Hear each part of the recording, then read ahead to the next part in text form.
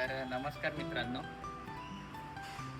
आपण पहिल्या पार्टमध्ये बघितलं की जे आपला जो फ्लॅट आहे, जो आपला ड्युप्लेक्स होता, त्यात आपलं एक कसं आपल्याला घडवण्यात आलं. तर तो फ्लॅट तर आपला कॅन्सल झाला. त्यात आपल्याला समथिंग समथिंग लॉस पण आला. बट स्टील साहिल आणि मी अजून पण त्याच पीजीत राहतो. तर तो फ्लॅट सोडण्याचा आपले 2 मेन रिझन होते. तर फर्स्ट रिझन होतं की एक आपला मीन साहिलच होतो, म्हणजे विश्वासाचे रूममेट्स नव्हते. That's the first reason. And the second reason की तिथं खूप जास्त सफोकेशन होत होतं आणि ते नाही राहू शकत. तर हे 2 कारणामुळे तो फ्लॅट आम्ही लवकरच सोडला. पण त्याचा आपल्याला टोकन अमाऊंट नाही मिळाला. तो एक फ्लॅट वेगळा, त्याला एक वेगळं फ्लॅट.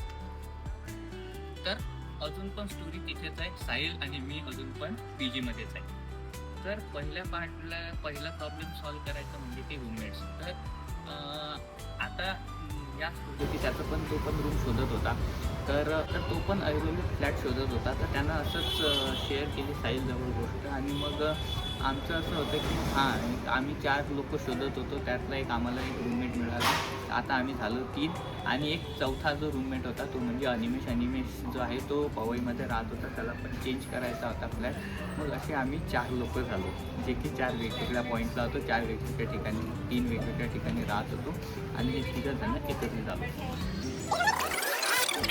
अनिमेशचा कॉल आला. अनिमेशशी बोलता बोलता अनिमेश बोलला की मला पण रूम शिफ्ट करायची आहे. मला पण ऐरोली सर्कल म्हणजे ऐरोलीच्या तिथे यायचं आहे, कारण की माझे ऑलमोस्ट खूप सर्व रूममेट्स आहेत कंपनीतले, ते पण तिथे आहे. आणि आपण एक म्हटलं आमचं पण चाललेलं की हां आम्ही फ्लॅट बघतोय. तर तो बोलला की हां माझ्यासाठी पण बघतो. तर असेच आम्ही एक कोइन्सिडेंटली 4 लोक झालो, म्हणजे 4 रूममेट्स आम्ही एकत्रित आम्ही जमा झालो.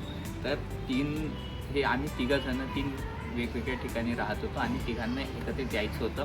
तर चैतन्यानं आणि अनिमेशने दोघांनी नोटीस पिरियड देऊन दिलं होतं आणि आमचं तर नोटीस पिरियड 3 महिन्यापासून चालूच होतं. तर आता ते पण आमच्या भरोशावर बसले. तर आमचं जे पहिली याच्यात जे आम्ही लेसन घेतला, पहिल्या जो आम्ही गणलो त्यातून, की ब्रोकर विश्वासाचा शोधायचा. तर मग आम्ही जे साहिलचं एक दादा आहे, तर त्यांनी आम्हाला एक त्यांच्याच विश्वासाचा एक ब्रोकर सांगितला. आम्ही त्यांच्याशी कॉन्टॅक्ट केला आणि त्यांनी आम्हाला मग फ्लॅट दाखवायला सुरुवात केली.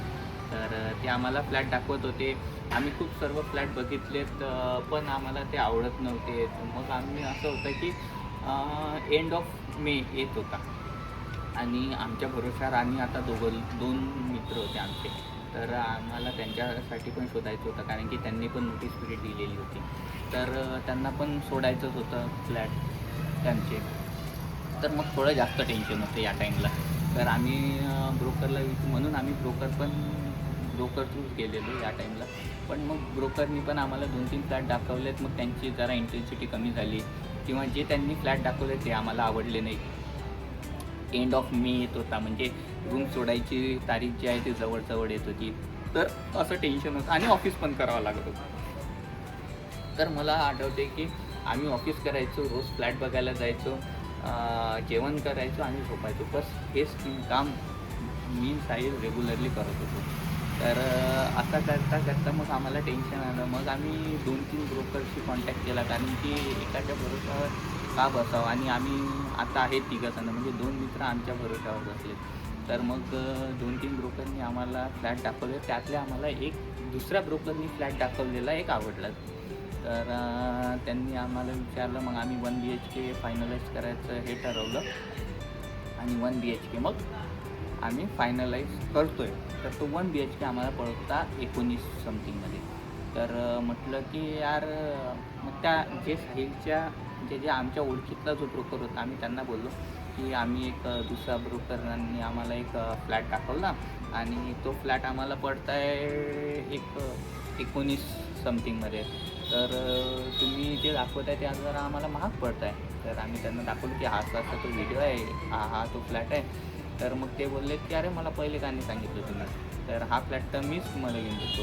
तर मग आम्ही तो अनफर्निश फ्लॅट एक घ्यायचं ठरवलं.